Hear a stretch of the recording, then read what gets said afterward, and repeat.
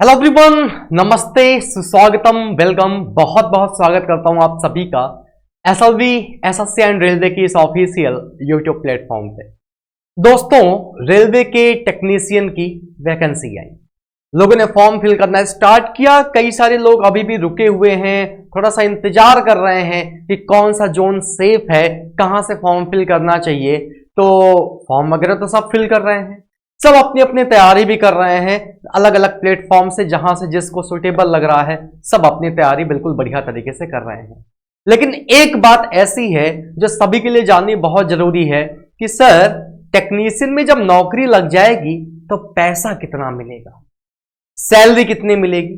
दूसरा एक बहुत इंपॉर्टेंट पॉइंट है कि अगर आप टेक्नीशियन के पद पर हैं तो आपका प्रमोशन कैसे होगा, जॉब प्रोफाइल आपकी क्या होने वाली है। तो इन्हीं सारे मुद्दों पर आज हम बात करने वाले हैं कि बेसिकली एक टेक्नीशियन का काम क्या होता है, कैसे आपका प्रमोशन होगा, प्रमोशन होने के बाद आपको कौन सी पोस्ट मिलेगी, कितने साल में आपका प्रमोशन होगा और आपको अपनी ड्यूटी के दौरान कितनी सैलरी मिलेगी। इन सारी चीजों की हम बात करने वाले हैं। तो चलिए दोस्तों, एक एक मुद्दे पे प्रॉपर तरीके से बात करेंगे। सबसे पहले रेलवे के टेक्नीशियन के ग्रेड 1 और ग्रेड 3 की सैलरी को डिस्कस करेंगे, फिर इनका काम क्या होता है, जॉब प्रोफाइल क्या होती है, इसको डिस्कस करेंगे, और सबसे लास्ट में दोस्तों हम बात करेंगे प्रमोशन कैसे होता है रेलवे में। तो तीनों बातें बहुत प्यार से समझेंगे। आइए मेरे साथ इस बात को डिस्कस करिए। दोस्तों, अगर सैलरी की बात की जाए तो नो डाउट एक बेहतरीन सैलरी है जो रेलवे आपको प्रोवाइड कराता है।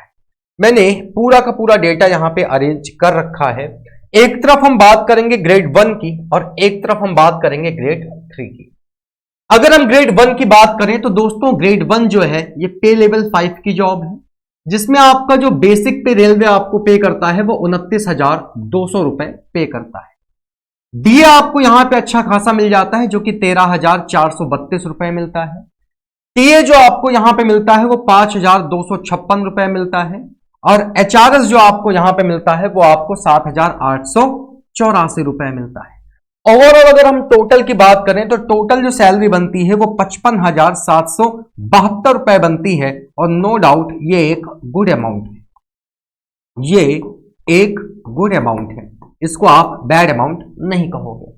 यही बात जब पे लेवल 2 की आती है तो पे लेवल 2 मैक्सिमम तो यहां पे आईटीआई वाले होते हैं, आपको भी पता है, मैक्सिमम यहां आईटीआई वाले होते हैं। पे लेवल 2 की ये जॉब है ग्रेड 3 की, जहां आपका जो बेसिक पे है वो 19,900 रुपए है, जो डीए आपको मिलता है वो 9,154 रुपए है, और जो टीए आपको मिलता है वो 1,898 है। साथ ही साथ यहां का जो एचआरएस है वो 5,373 है, और ओवरऑल जो इनकम आपकी बनके तैयार होती है वो 36,325 रुपए बनके तैयार होती है। इसको भी आप गुड अमाउंट ही कहोगे, this is not a bad amount. अब दोस्तों, अलग अलग कैटेगरी के लोग हैं, आपको भी पता है कि भाई यहां बीएससी वाले जाते हैं, यहां बीएससी वाले जाते हैं, या बीई वाले जाते हैं, या बीटेक वाले जाते हैं। तो दोस्तों भैया इनकी क्वालिफिकेशन हायर है तो इनका पैसा भी क्या है, हायर है। इनकी पोस्ट जो है ग्रेड 1 ये हायर है, किससे, ग्रेड 3 से। यहां बेसिकली आईटीआई वाले जाते हैं, इसलिए इसका पे लेवल भी कम है और इसकी सैलरी थोड़ा सा कम है। तो ये बेसिकली ग्रेड 1 और ग्रेड 3 की सैलरी है। लेकिन जब आपका टेक्नीशियन के पद पे रिक्रूटमेंट हो जाएगा, जब आप सेलेक्ट हो जाओगे, तो सपोज दैट आप बीएससी वाले हो, आपने ग्रेजुएट कर रखा, मतलब ग्रेजुएशन आपका बीएससी में है। दोस्तों बीएससी वालों की 3 साल की ट्रेनिंग है, काफी लंबी चौड़ी ट्रेनिंग है दोस्तों बीएससी वालों की।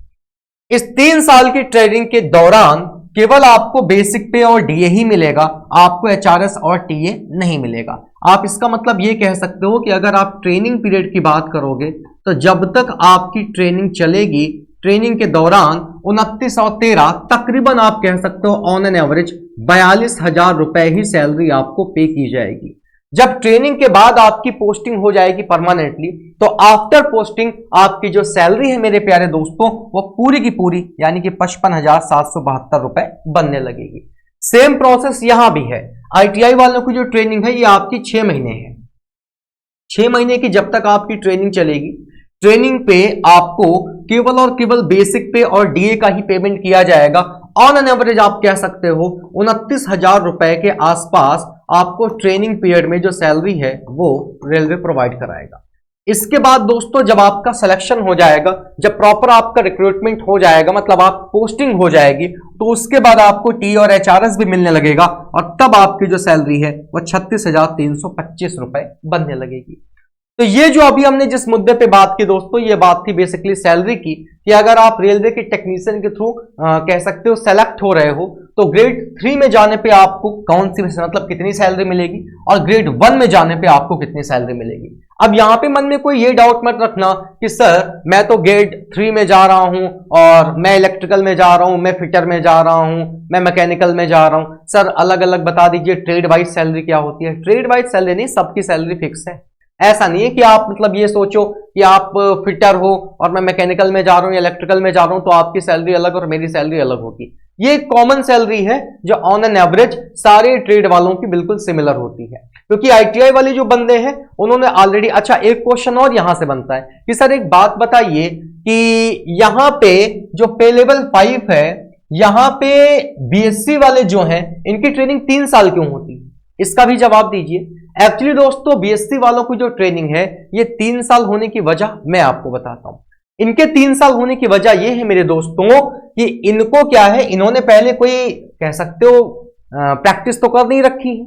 जो आईटीआई वाले होते हैं, आईटीआई वाले बंदे जो हैं वो बेसिकली इसी ट्रेड की प्रैक्टिस कर रखे होते हैं। भाई अगर मान लो आपने आईटीआई के थ्रू कोई भी काम सीखा, इलेक्ट्रॉनिक्स का काम सीखा, तो आपने इलेक्ट्रॉनिक्स में आईटीआई पढ़ते समय काम किया होगा। बीएससी वाले ने कोई काम थोड़ी ना कर रखा है, तो इनको ज्यादा सिखाने की जरूरत है, इसीलिए इनका यहाँ पे जो टाइम ड्यूरेशन है दोस्तों वो क्या है, थोड़ा सा ज्यादा है ट्रेनिंग का। लेकिन हाँ फायदे में रहते हैं ये लोग। क्यों फायदे में रहते हैं? क्योंकि 3 साल तक ट्रेनिंग का ही केवल पर मंथ 42,000 रुपए ऑन एन एवरेज ये उठाने वाले हैं, और आईटीआई वाले 6 महीने उठाएंगे ऑन एन एवरेज। उसके बाद क्या होगा, उसके बाद बेचारे फिर परमानेंटली काम करना पड़ेगा। और ट्रेनिंग पीरियड में तो आपको वैसे भी पता है कि, अच्छा एक चीज और बता दूं, रियलिटी ये है कि चाहे ग्रेड 3 हो चाहे ग्रेड 1 हो, दोनों की मैं बात कर रहा हूं, चाहे ग्रेड 3 हो चाहे ग्रेड 1 हो, ये मत सोचना कि नहीं नहीं बहुत काम है, बहुत काम है, प्राइवेट सेक्टर नहीं है, इतना भी काम नहीं रहता। बहुत सारे ट्रेड वाले तो ऐसे हैं जो आराम से दिन भर वर्कशॉप में बैठे रहते हैं, कोई काम ही नहीं आता।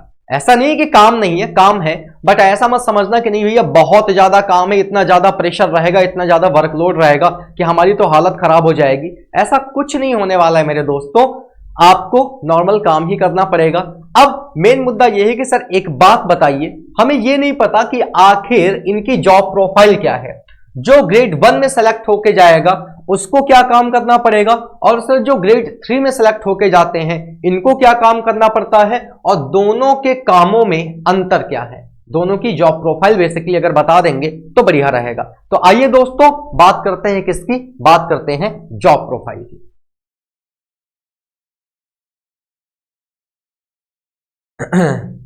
लेकिन जॉब प्रोफाइल से पहले मैं आपको प्रमोशन बता देता हूं। प्रमोशन देख लो,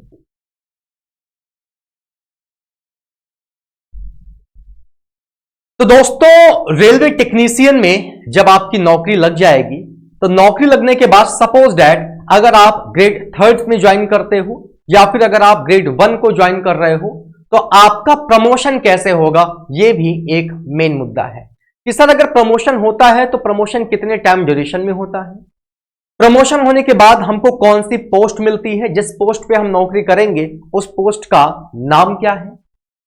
इसके अलावा सर एक फिक्स टाइम होता होगा ना, कितने टाइम में हमारा प्रमोशन हो जाएगा, तो इसके बारे में जरा सही तरीके से जानकारी दे दीजिए।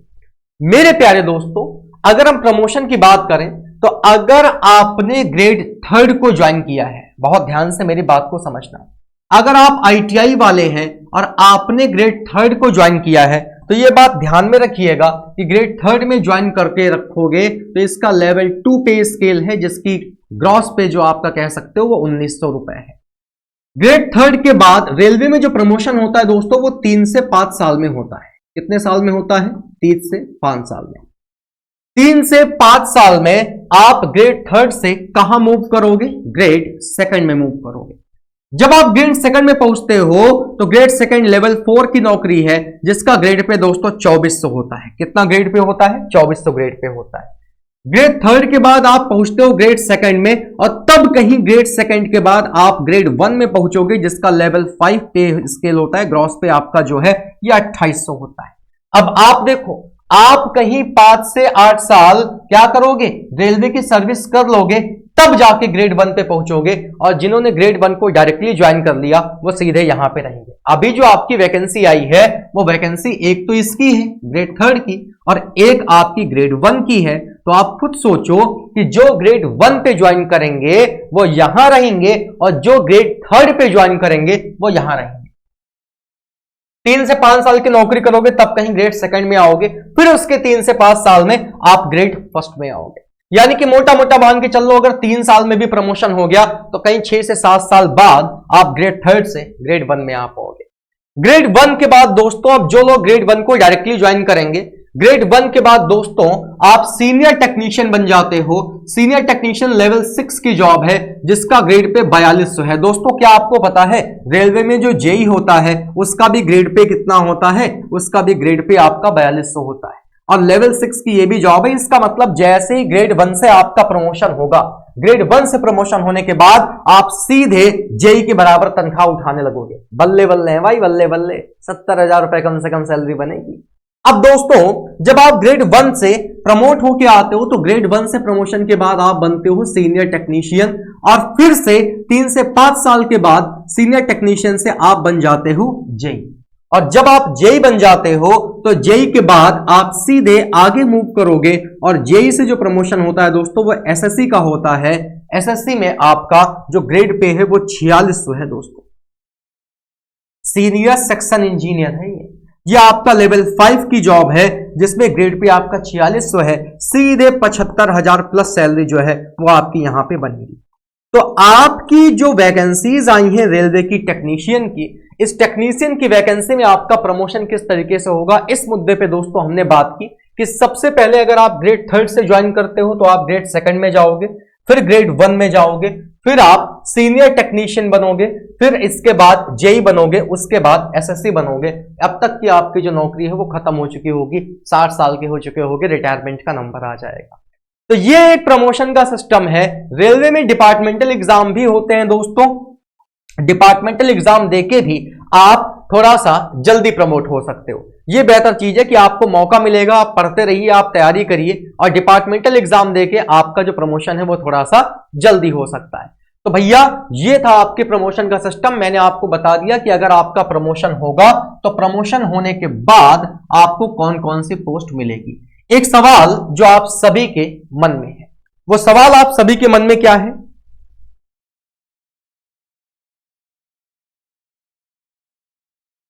एक सवाल जो आप सभी के मन में है, वो सवाल आप सभी के मन में यही है कि सर ग्रेड वन और ग्रेड थ्री की जो टेक्नीशियन की वैकेंसी आई है, अगर इसको हम ज्वाइन करते हैं तो इसको ज्वाइन करने के बाद जॉब प्रोफाइल क्या होती है, काम क्या करना होगा।